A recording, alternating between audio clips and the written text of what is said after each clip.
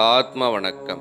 ஆத்மபிதா சுவாமி சிவானந்த பரமஹம்சர் அவர்கள் அருளிய 3 நிலைமைகள். குருவே, தூக்கம் இவ்விதமானால் சொப்பனம் எவ்விதம் உண்டாகும் எனில், நீங்கள் தூங்காமலிருந்து சொப்பனம் காண்பதில்லை என்று சொன்னது சரியன்று. தூங்கும்போது ஒருபொழுதும் சொப்பனம் காண்பதில்லை. அவ்விதம் சொப்பனம் காண்பதானால் அந்த சமயத்திற்கு தூக்கம் என்று சொல்லுவதற்கு இடமில்லை.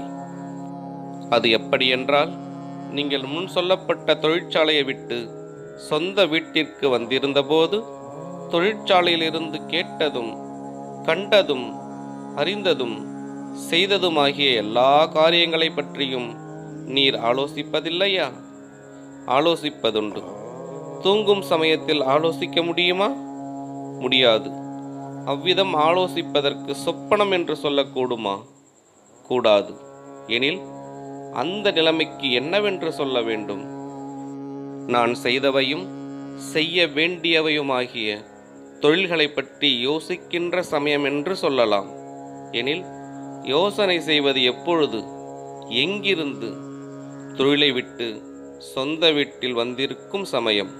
எனில் நீர் தூக்கம் என்று சொல்லுகின்ற சமயம் மனத்தினுடைய தொழிலை விட்டு சொந்த வீட்டில் இருக்கின்ற நிலைமையல்லவா?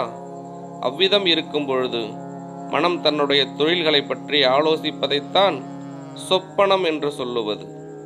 3 நிலைமைகள் தொடரும். ஆத்ம வணக்கம்.